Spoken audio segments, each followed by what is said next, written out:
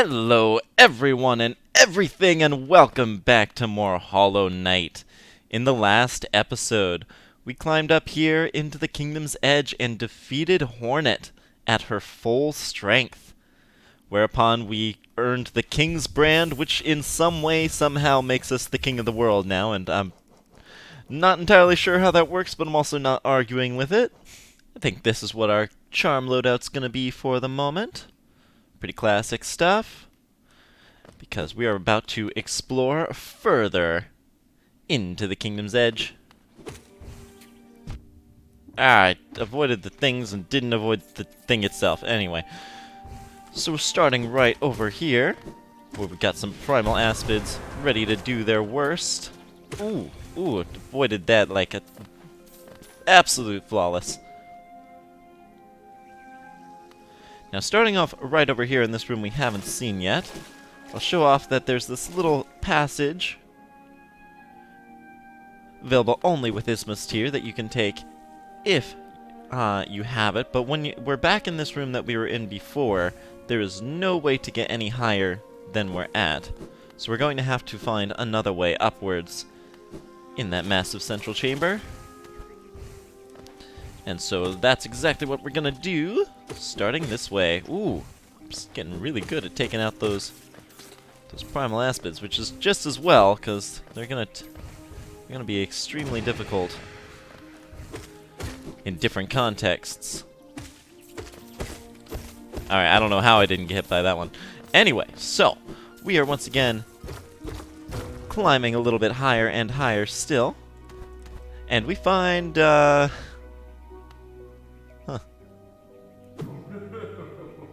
something bouncy that laughs.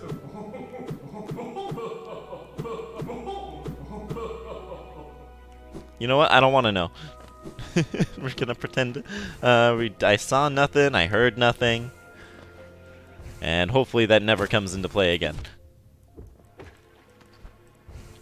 Now up this way a little more, we are seeing a lot more of the same enemies. This is, if not the biggest area in the game, it definitely feels like it sometimes. There are so many bosses, so many things to do in the Kingdom's Edge. It's got the whole sub-area of the Hive,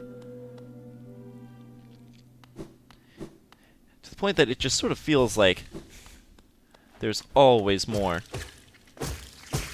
But not to worry, we are just about finished with it here. Got ourselves some lifeblood. Maybe that'll come into play, maybe not. Now, I'm gonna start ignoring some of the enemies just so that we can get through here a little faster. Hello? Tiny thing, you climb high. Seek the knowledge of these lands. This ashen place is grave of worm. Once told, it came to die. But what is death for that ancient being? More transformation, methinks. This failed kingdom is product of being spawned from that event. Is it you bothering about my tale? Rest is somewhat disturbed, but I find that cessation not unpleasant. I don't want to know. Tiny thing. Oh, the mark of worm you bear. Is it change you seek, or to save this ruin? That choice is yours. Always the smallest creatures that attempt the largest things. This falling ashes molt, the worm's corpse decaying, endless, serene, sad. With its light gone, the world is smaller. Don't mistake, I am not a worm. Worm, too small I am, too many limbs, no foresight like those old things. For quiet retreat did I climb up here, away from spitting creatures. Yes, high up, away from simple minds, lost to light. Theirs is a different kind of unity, rejection of the worm's attempt at order. I resist the light's allure. Union it may offer, but also a mind bereft of thought. To instinct alone, a bug is reduced. Be on your way, then? It's rest I'll return to, though in these times sleep oft proves uneasy. Well, one more thing. One prefers its mind not be pride, is rather unsettling, rather invasive. Another creature wise enough to know what it feels like when something is probing their dreams. Now, he had a lot to say, and pretty much all of it is lore relevant. He told us about the worm shell, the fact that all this ash is actually its sort of the remains decaying as it corrodes away over time.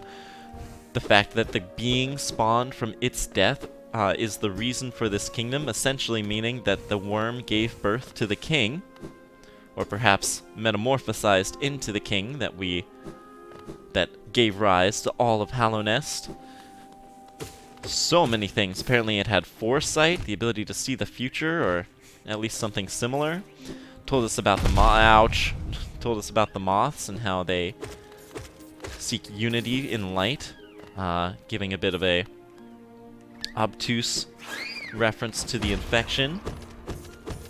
And just yet more and more. Crazy how much we just learned. As long as you know how to read between the lines anyway. Probably the wisest bug we've yet found. Maybe. It could be a stretch. Now we find ourselves through here in the Tower of Love. And if we venture down... not this way, hang on. Hop on down this way. You'll find a lever that'll unlock a room we've been in before. We're not far from the King's Station once again, which is nice. Always good to reconnect things. But these jars that we see around are somewhat familiar, though not with something familiar inside. That thing's thoughts are long gone. We've got a little sign here about putting something snake-like. No need to be obtuse. These are the jars that we've found grubs within. You can see a little diagram about the process of sealing those things up. And up here, a locked padded door used the love key. We found the love key when we took our little soiree through the Queen's Gardens. Couldn't really get further away from where we are now. But it's very nice that we already had that. Is there anything that we can read the thoughts of? Maybe, oh hey, apparently these vengeflies are hardy enough. I don't know if I can read these things. Oh, just barely. Kill hurt, nothing special there. But we can hear a bit of laughter. A bit unsettling. And it stops when it hears our approach.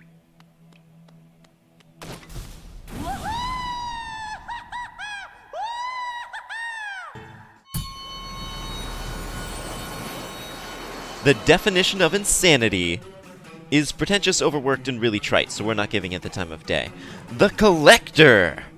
Competition is pretty tight for the weirdest boss fight, but this guy's personality is definitely out there.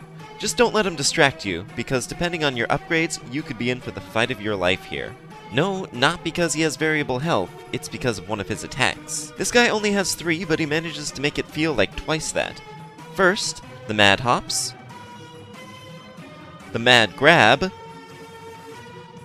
and the Falling Jars. Jumping around is the Collector's only means of actually traversing the battlefield, and the Mad Hops are what you'll see most often. He can vary up the number of jumps he does in a row, 1, 2, or 3, and the height and distance he travels with each one, but the direction he moves is set after his first hop. This makes things pretty simple on us, as all we have to do to be safe from it is slide underneath one of them, and from there we can keep close to his back and wail on him until he does something else. He will bounce off of walls and turn around if he gets that far, but just keep away from the corners and that won't be an issue. The Mad Grab functions like a single hop that he has more control of. He'll target the knight's exact position and jump straight at us, and I have to say, it is just so refreshing to have a jump attack that always targets us.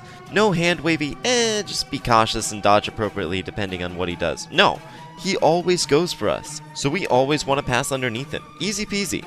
Maybe this could have a surprise factor, but he could only possibly do it after performing at least one mad hop, so it's even more predictable. So far, it all sounds pretty easy, but the falling jars are this guy's pièce de résistance. This attack is the only one that changes depending on which phase he's in, and unfortunately, I can't really nail down what causes him to move to phase 2. And no one else seems to be able to either, so let's just call it somewhere between half and a third of his HP. Why not? In phase 1, the collector will drop these jars 1 or 2 at a time. Each one contains a random enemy, either a Vengefly, a Balder, or an Aspid, each with 8, 15, and 15 health respectively. Now, here's the problem. If your nail is at the 3rd tier upgrade or lower, you can't take out the Balders or the Aspids in one hit. The collector himself is pretty simple to avoid, but that can be complicated dramatically by having a swarm of other bugs on screen. Because of that, we want to take out every bug he spawns as fast as possible. This is effortless if your nail is tier 4 or 5.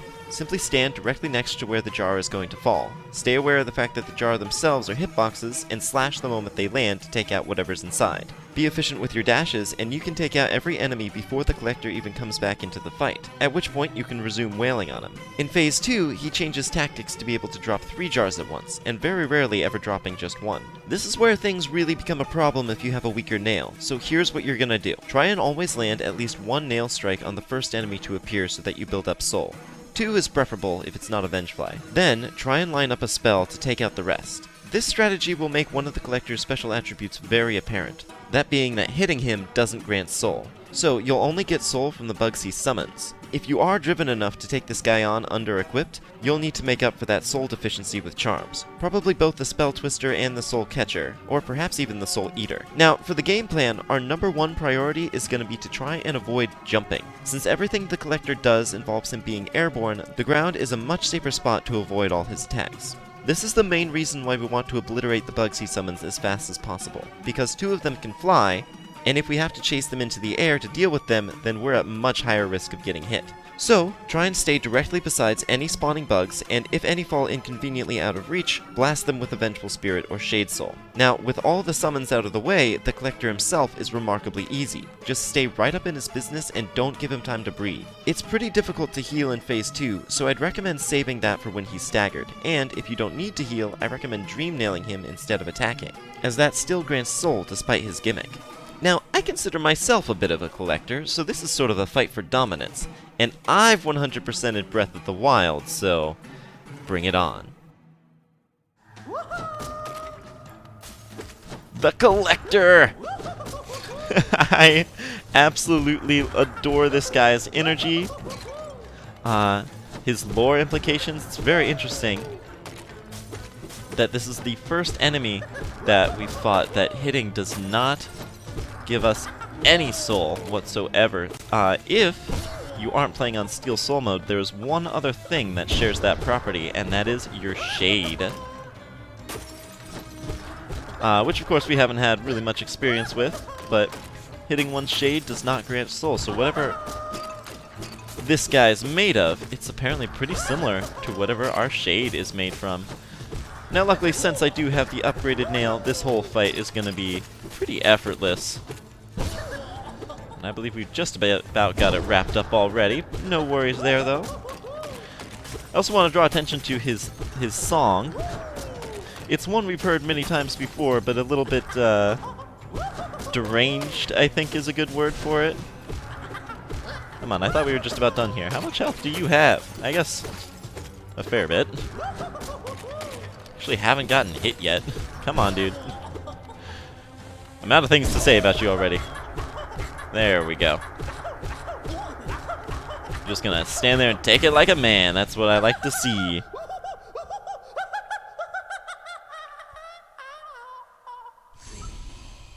Now I definitely want to know your entry. Dark figure locked inside the Tower of Love preserves Hallownest's creatures in glass jars, with particular attention given to grubs. A shadow that sometimes flits through the caverns, making strange noises to itself. I've never seen it clearly, so I have no idea what type of creature it is. Well, it essentially gives us the answer to a question that you might have had. Maybe not, sometimes things are just video gamey, but who was it putting all these grubs in glass jars all around the world? We got two, not just two, we got three grubs all at once there. We're definitely going to have to explore a bit and jump up that well-hidden cavern there. We see this mural here depicting a grub surrounded by all sorts of runes. This is a mural often referred to by the fans as the Vitruvian grub, reference to the Vitruvian man. And it raises more questions than answers, I think. What's so special about these grubs? Why did this creature, made out of the same thing as our shade, have some sort of obsession with them? What's that symbol in the middle? What does any of it mean? Well, we won't get the answers here, not today. But we'll keep our eye out for more clues. We have taken the collector's map. That adds another pin to our map. Any grubs that we have not yet found are now marked for us. So as long as you manage to do that, every single remaining grub is in your sight. Let's count how many we got left. 1, 2, 3. That's it. We have come a long way. This view, of course, overlooks the city. Whatever this creature was, he was intelligent, at least enough. While still being mad. Both mad and intelligent, a frightening combination, to be sure. But back out in the Kingdom's Edge, that little interlude set aside, we've got another Whispering Root here. And I have to draw attention. Ooh, hello. I wonder if you have thoughts. Nope. I have to draw attention. This is the tallest room in the entire game, and you should be very, very careful navigating these platforms here. If you fall down, I have one bit of one sort of tip for you. If you lose your footing and you're just like jumping up and around, don't move. There is enough. There are enough platforms that pretty much all of the ground is covered horizontally. If you start like moving back and forth though, trying to land on one, you're most likely just going to miss all the platforms and fall as far down as possible. Take it from me. Jeez, there's a lot of bellflies. You want to avoid facing that entire climb again. That's just going to be a lot of time. That is best spent in other yikes pursuits. Okay. Little rancid egg well hidden up there. Cool, cool, cool. So like I said, yeah, just keep your wits about you. If you do happen to fall, stay calm and let the knight land where they may. Trying in vain to land on a platform by moving left or right, not a good idea. Hey, actually got 2 hits at once with that. Yay! Alright. Now we have a lot of Dream Essence to find around here, and I didn't do a good job of being systematic about it, so hopefully I just didn't miss too many. I'm collecting this Dream Essence. I think, I could be wrong, I think this is the last Dream Root in the game. I can't think of anywhere else one would be. Okay, the Dream Essence definitely isn't that way. And it's a fitting last one. We can see that this chamber ends with a hole above that we can't quite reach, but it may give some explanation for the amount of corpses falling from the sky in this area. We'll have to find another way up and see exactly what's going on up there, because it can't be good how many things are dying and just being cast down like garbage. No. Okay, I'll be right back. I gotta find this last essence that I'm missing.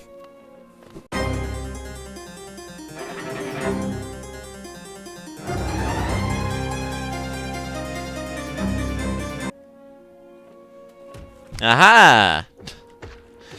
Jeez Louise. Alright, right here. Pretty low down and to the right. As well as some geo.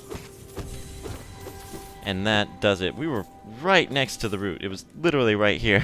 But, okay. That took way too long to find, but maybe for the best. Those Whispering Roots do deserve something of a proper send-off after all. Now, let's get to the top of things. Like I've said before, it's not often we find ourselves ascending an area. So much of this game puts us at a bit of a downward trajectory. So it's cool to see it sort of twisting up on us. And thank goodness we have the Monarch Wings. I can't imagine this area without those. Another new room for us, with yet more hoppers. I am very excited to see the end of these things. Wow, what is... Oh, yikes. Big guy. Okay. He gave me the juke. Okay, listen. I know your kind is not phased by spikes, but I just want you to be. If we never see another one of those, it'll be too soon. My king. We get another King's Idol. As I've said before, those seem to be given to very specific creatures who served the king with devotion. Now this one doesn't seem especially formidable, but don't judge a book by its cover. I mean, look at us. We're probably the least formidable looking creature in this entire game. And yet, look at all that we've accomplished. Come on with the bellflies. Oi, with the poodles already. Just about finished here. Now, I haven't drawn attention. There is a pin way at the top of this area marked Colosseum of Fools, that yellow mask way up top. And as far as we've come, take these guys out for me. Thank you very much. If I have to keep facing you guys, least you guys can do is take each other out. And right up here, we unlock a shortcut to one room that we have already been in. This is one that was at the top of the elevator shaft across from the pleasure house. And if we just... You know what? Enough with you all. And in to this giant husk. Aha! Another warrior finds their way to our fair Colosseum. Ours is the final destination for all seeking trials of intense and deadly combat. All one has to do is place their mark upon their trial board of choice, and lo! The arena's gate will open. There's a small fee attached to each trial, but I'm sure a skilled combatant as yourself will have accrued a wealth of geo. Now, before you draw your nail and rush eagerly to battle, I'll offer one quick word of advice. There's a warrior's pit just below here, where others like yourself await their own trials. I'd strongly advise using it to rest up before placing your mark. Oh, and have no doubt, I'm a fearsome warrior myself. Don't go judging me by my size or my current, constraint. The Colosseum beckons us both. I'll be back in battle soon. Make a contribution and you can enter the trial of the warrior. That seems like a worthy use of our hard-earned geo. Very well then, a new trial is open to you. I hope your performance is spectacular. Lord Fool, give me another chance. I'll prove my strength to you. Well, before we get right into the nitty-gritty of things, we are going to take a look down here. This chamber is very interesting. It seems to be constructed out of the same ancient stonework that the ancient basin is, and surrounded by these dark particles, which we have seen once or twice before. Should you die in the arena above, this room is where your shade will appear. And look who it is! Gotten yourself into yet another predicament, eh? What do you want, cur? Have you come to laugh at me as well? Fools! Did you never consider that being trapped in this cage was precisely what I intended? Yes, by all means, release me into your arena. I am Zote the Mighty, and as soon as I draw my nail, Life Ender, your laughter will turn into terror. Leave me be, you lowly worm. I must rest before my great battle. Pray we do not meet in the arena.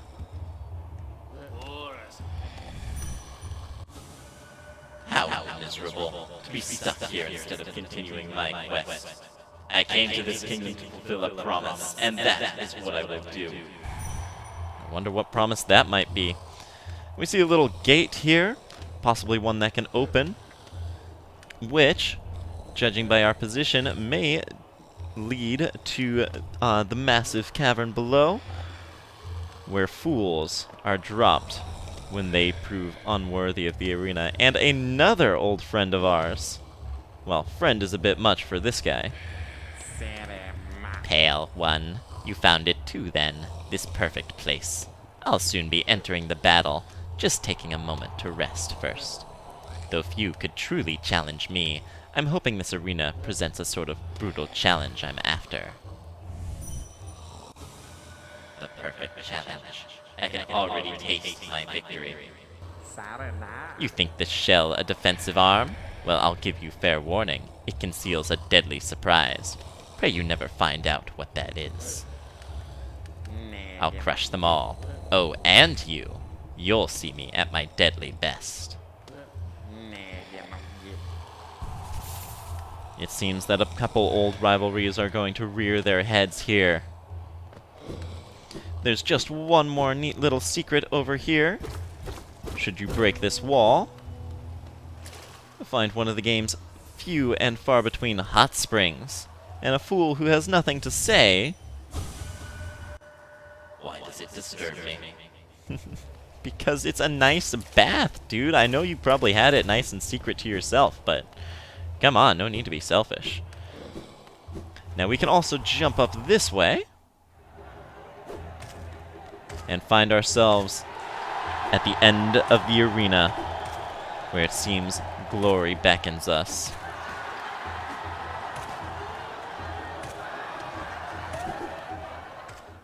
Now, I gotta say, I'm a sucker for this sort of thing. I love a good death match.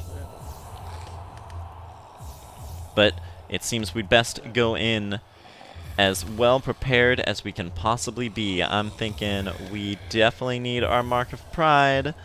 I'm going to take Fragile Heart, just because, again, Fragile Strength by this point is going to be a little overkill, make things touch too easy at times. I think the Dream Wielder and Grub Song, because we want to use a lot of soul up ahead. No use dallying any further. Trial of the Warrior. Fight for Geo and a Charm Notch.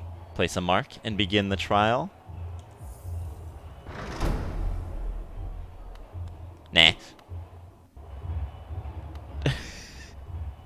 No, we could, yeah, we're gonna, yeah. You've placed your mark, and a great gate has opened. Go on, step into the Colosseum, and cut your way to victory! The passage down to the rest area is closed, but the gate is open.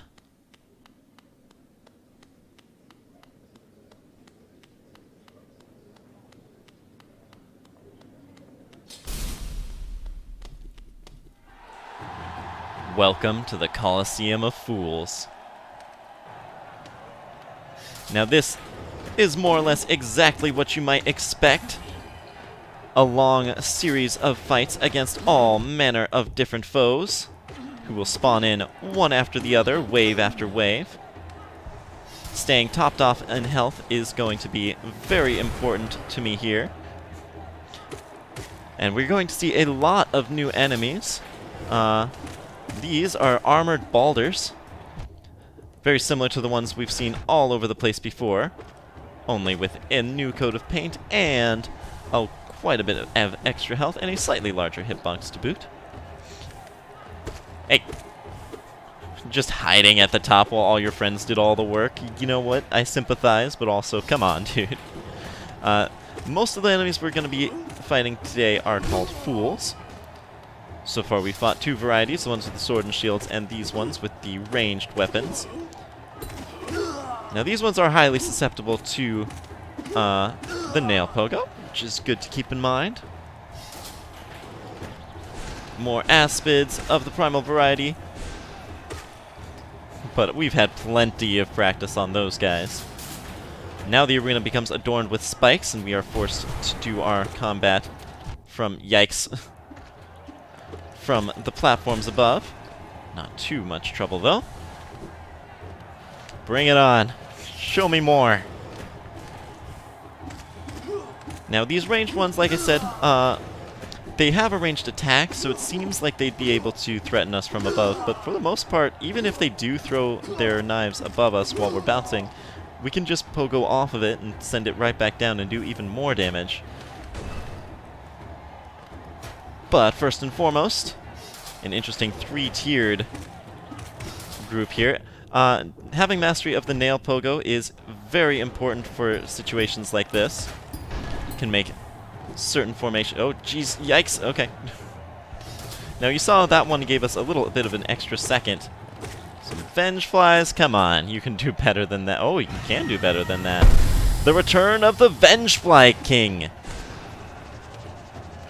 Not too much different, though this one does have significantly more HP than the last one.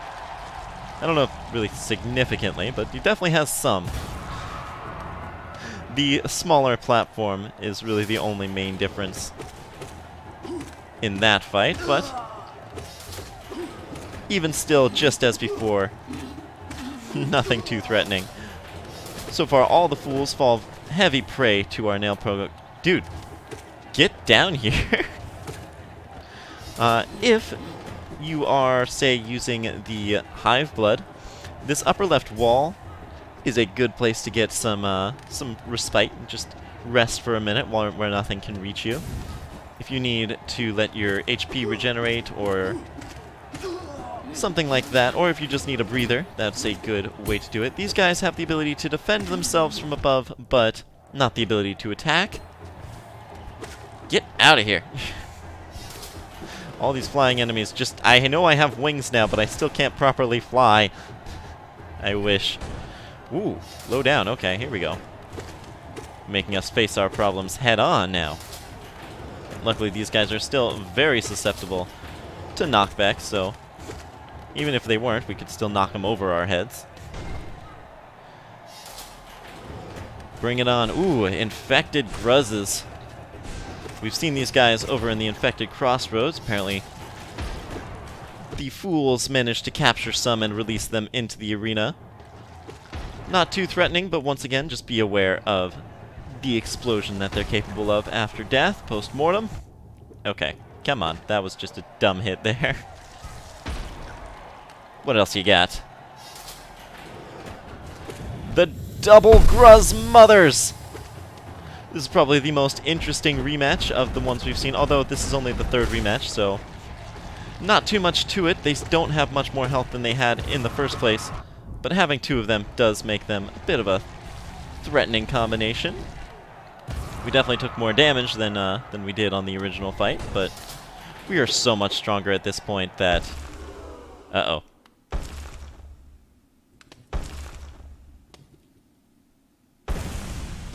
At long last. Zote the Mighty. Bring it on, my fine fellow. Our long-lasting rival. And he does 0 damage. Zote is indeed the weakest of them all. Fear not, Kerr, your death will be swift. Well, I think you offer, indeed, the lengthiest possible death of all time, that being the death of old age. He can do nothing, so it's finally time to prove that he is in way over his head.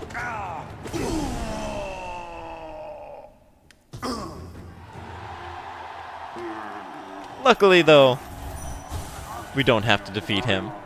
Go on, Kerr. Scurry away, lest I humiliate you further. Yeah. Got his horn stuck in the ground. We get a lot of Geo for that, as well as that promised Charm Notch. And we can just bully him. One thing about Zote, though, is that he is indeed rather sturdy. We can't defeat him no matter how much stuff we throw at him.